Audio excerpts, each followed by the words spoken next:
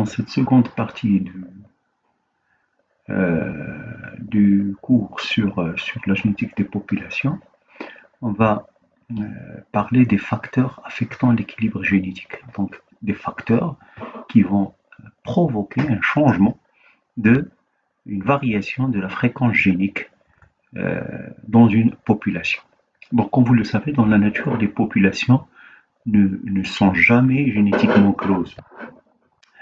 Et elles s'écartent toujours des conditions théoriques idéales. Donc, elles ne sont pas fermées. La population, elle est ouverte. Les populations sont ouvertes sur l'extérieur.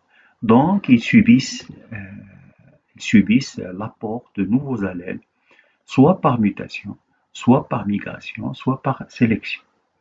Donc, ces trois principaux facteurs, induisent une variation des fréquences géniques. Et en même temps, bien sûr, les fréquences d'équilibre. Donc, il y aura un changement dans les fréquences d'équilibre et il y aura un nouvel état d'équilibre qui sera atteint. Donc, le premier facteur affectant l'équilibre, bien sûr, il y a la mutation. Il y a aussi un autre, c'est la migration, comme on l'a dit tout à l'heure, et on a la sélection. Donc là, vous avez les trois facteurs, les trois principaux facteurs. Ce schéma-là, il montre la variation des fréquences alléliques dans les populations lorsqu'elles sont soumises, si vous voulez, à l'un de ces facteurs qui vont affecter l'équilibre génétique. Donc on a une population à la génération T, avant bien sûr qu'elle ne subisse l'un de ces facteurs, et on a la génération après, donc la génération T, T plus 1. Donc comme vous le voyez dans la génération T, la population elle présente bien sûr les différents génotypes à une fréquence bien donnée. Et lorsque vous faites le calcul de la fréquence génique de l'allèle petit a, elle est égale à 0,5. Cette génération T est soumise à mutation, migration ou bien sélection, et par conséquent, dans la génération T plus 1, vous aurez les génotypes, mais avec des fréquences différentes. Et par conséquent, la fréquence de l'allèle petit a, elle sera différente, elle est égale à 0,25. Donc, on est passé d'une fréquence de l'allèle petit a de 0,5 à 0,25. Donc, il y a une diminution de la fréquence de l'allèle petit a. Donc, cette variation de la fréquence de l'allèle petit a entre la génération T plus 1 et la génération T, elle est égale à 0,25. Donc, cette variation de la fréquence de l'allèle petit a, elle est appelée delta Q. Donc, comme vous le voyez ici, la valeur elle est négative puisque la fréquence elle diminue, c'est-à-dire la fréquence finale, elle est plus petite que la fréquence initiale. Par conséquent, la valeur de la fréquence elle sera négative. Donc, on va commencer par le premier facteur qui peut affecter l'équilibre, c'est la mutation. La mutation, c'est la source de variation dans une population. Donc, l'apparition d'une mutation va rompre l'équilibre génétique d'une population. D'accord? Donc, on va se placer dans le cas où on a deux catégories de mutations. Une mutation primaire, c'est la transformation de l'allèle sauvage d'un gène en allèle muté, grand A en petit a, l'allèle sauvage c'est grand A, l'allèle muté c'est petit a. Et vous avez la mutation réverse, il fait revenir l'allèle muté à la forme sauvage. Donc, sous l'action de cette mutation primaire, ce qui se passe, c'est que la fréquence de grand A va diminuer de génération en génération. D'accord? Et c'est-à-dire après plusieurs générations, on n'aura plus le grand A. C'est-à-dire qu'il va disparaître. Il n'y aura que le petit A. Mais dans les conditions naturelles, la mutation directe, elle est couplée ou bien accompagnée, généralement accompagnée par une mutation réverse. Donc, la mutation réverse, elle fait revenir l'allèle petit a en allèle grand A. Donc, lorsque dans une population ces forces, c'est-à-dire la mutation directe ou bien primaire et la mutation réverse, entrent en action, il y a production d'un nouvel état d'équilibre. Donc, dans ce nouvel état d'équilibre, il y aura, bien sûr, un certain moment où vous aurez, bien sûr, autant de grands A qui vont disparaître que de grands A qui vont apparaître. D'accord? C'est le nouvel état d'équilibre. Et ce nouvel état d'équilibre, il est déterminé par les taux de mutation. Donc le taux de mutation, U, c'est le taux de mutation de grand A en petit a, et V est le taux de mutation de petit a en grand A. Donc lorsque vous parlez du taux de mutation, c'est-à-dire le nombre de mutations sur le nombre total de cas. Si je dis que j'ai une mutation de A, de grand A en petit a sur 1 million de cas, donc c'est-à-dire que le taux de mutation c'est 1 sur 1 million. 1 sur 1 million, c'est-à-dire c'est 10 à la puissance moins 6. D'accord? Donc c'est ça le taux de mutation. Donc retenez bien qu'il y a le taux de mutation direct, c'est U, c'est le taux de mutation de grand A en petit a, et le taux de mutation reverse, c'est le taux de mutation de petit a en grand A. Bien, donc maintenant si je veux calculer le devenir de la fréquence de l'allèle grand A ou bien petit a après une génération de mutations. Donc, notez bien que P0 et Q0 sont les fréquences alléliques de grand A et petit a à la génération G0, avant la mutation. Ensuite, les fréquences P1 et Q1 de ces allèles à la génération G1, d'accord? C'est-à-dire après une génération de mutation. Donc P1 et Q1. Donc qu'est-ce qu'il devient P1? C'est-à-dire la fréquence de l'allèle grand A après une génération de mutation.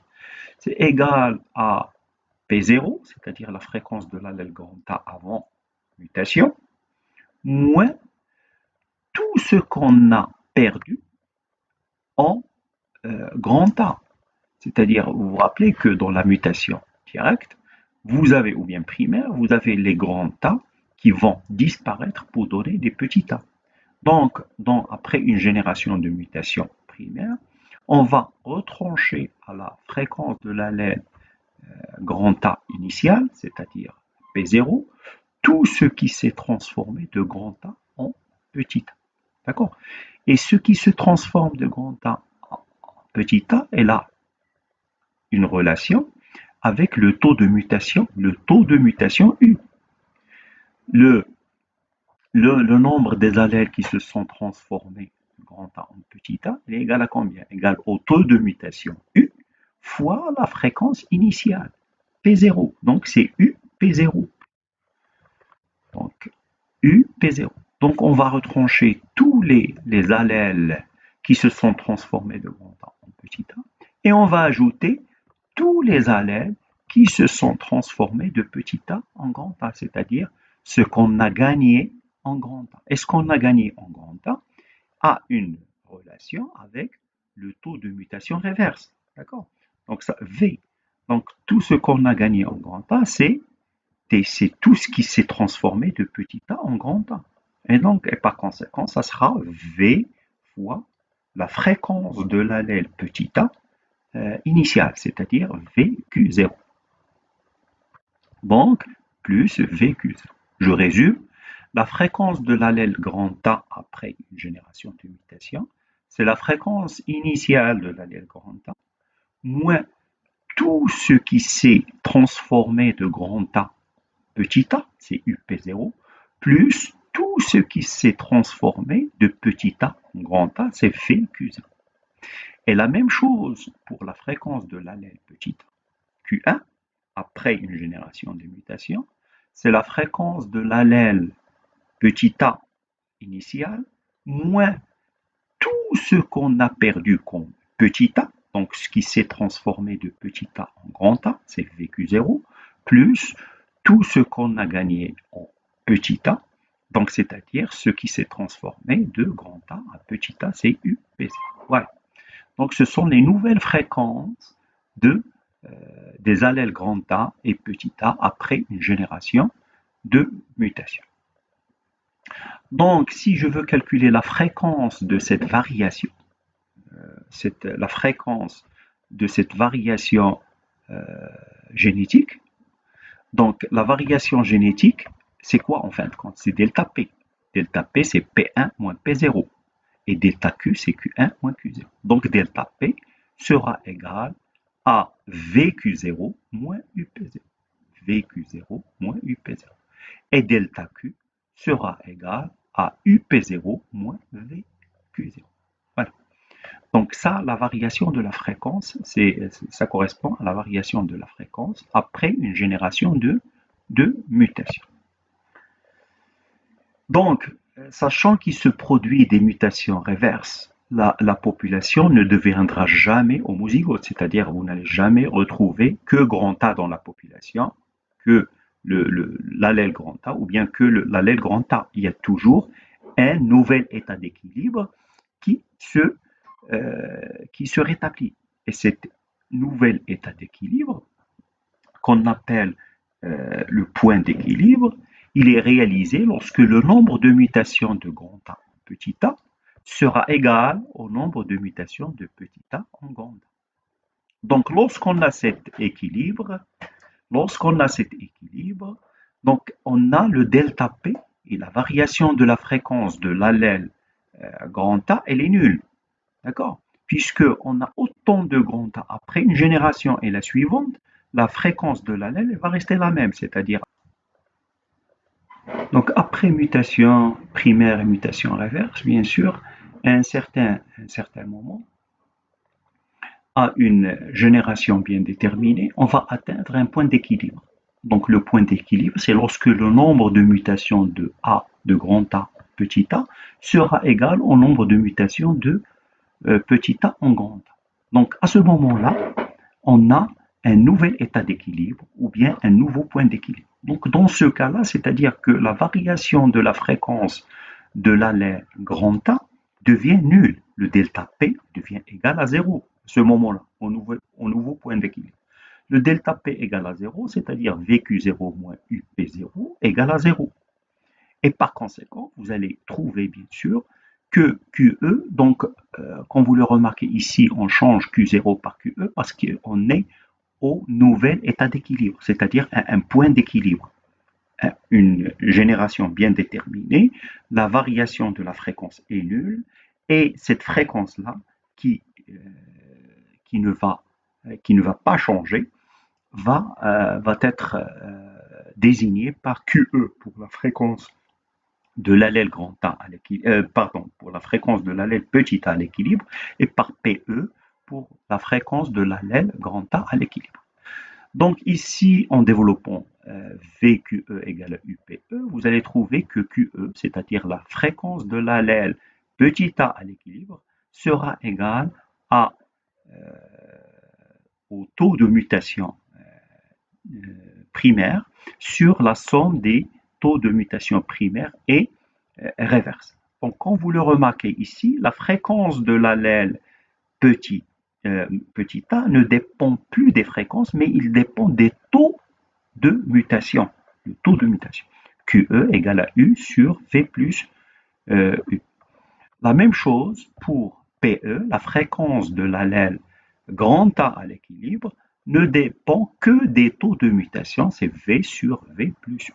Donc la valeur des fréquences alléliques à l'équilibre dépend uniquement des taux de mutation. Donc un exemple concret pour comprendre ça, c'est que la fréquence, on va prendre le cas où la fréquence de l'allèle grand A avant la mutation, c'est P0 qui est égal à 0,8. Et la fréquence de l'allèle petit a, c'est-à-dire la fréquence initiale de l'allèle petit a avant mutation, c'est Q0 égale à 0,2. Le taux de mutation réverse, il est de 10-5, et le taux de mutation directe est 4 fois plus élevé que celle de la réversion. Donc, c'est-à-dire, elle est de 4-10-5. Donc, sachant que PE égale à V, ce sont les conditions d'équilibre, le nouvel état d'équilibre, sachant que PE égale à V sur V plus U, QE égale à U sur V plus U, donc on atteint un équilibre dans lequel il n'y aura plus aucun changement dans les fréquences des allèles.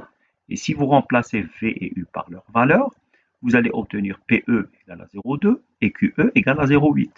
Donc, quand vous le remarquez ici, vous passez d'une fréquence initiale de l'allèle grand A de 0,8 à 0,2 et d'une fréquence initiale de l'allèle petit a de 0,2 à 0,8.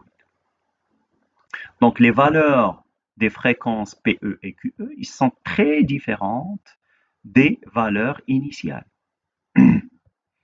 Donc, les valeurs de PE et QE seront atteintes après plusieurs générations de mutations. Voilà.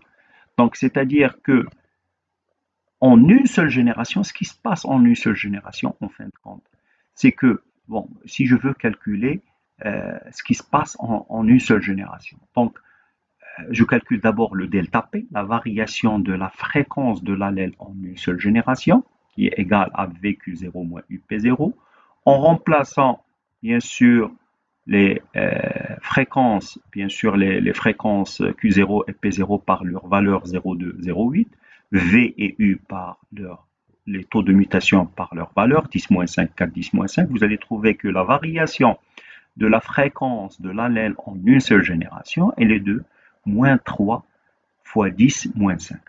D'accord? Donc ça, c'est la variation de la fréquence en une seule génération. Cette variation, cette valeur, elle est négative, c'est-à-dire que la fréquence de l'allèle grand A, elle diminue. D'accord? Donc la valeur initiale, elle est plus grande que la valeur finale, après une génération, bien sûr. Donc si je veux calculer la fréquence de l'allèle, que devient la fréquence après une génération de mutation? Une seule génération de mutation. C'est-à-dire, sachant que delta P égale à P1 moins P0, donc P1 égale à P0 plus delta P. Il suffit que je remplace P0 par sa valeur, 0,8, le delta P par sa valeur, et je veux obtenir une fréquence de l'allèle grand A qui est de 0,79997. Vous voyez, on était à une fréquence de grand A qui était de 0,8 et on a perdu peu en une génération. Quant à la fréquence de l'allèle petit a, elle est égale à 0,20003. Donc, on est passé de 0,2 à 0,020003. Donc, c'est-à-dire qu'on a une très légère augmentation de la fréquence de l'allèle petit a. Donc, comme vous le remarquez ici, c'est-à-dire que la mutation en une seule génération, elle n'a pas un impact sur la fréquence des allèles.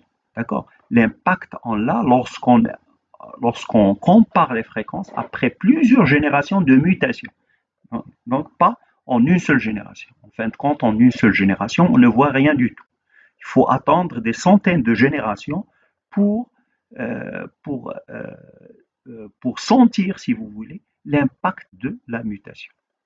Voilà. Donc, en conclusion, le processus de mutation a très peu d'effet sur la réserve génétique, puisque la variation des fréquences alléliques qu'il induit est extrêmement faible, voire indétectable à l'échelle de quelques générations. D'accord? Donc, il faut beaucoup de générations pour voir l'effet de la mutation. En plus, les taux de mutation sont beaucoup trop faibles pour qu'il puisse exister une corrélation entre le taux de mutation et la vitesse de l'évolution.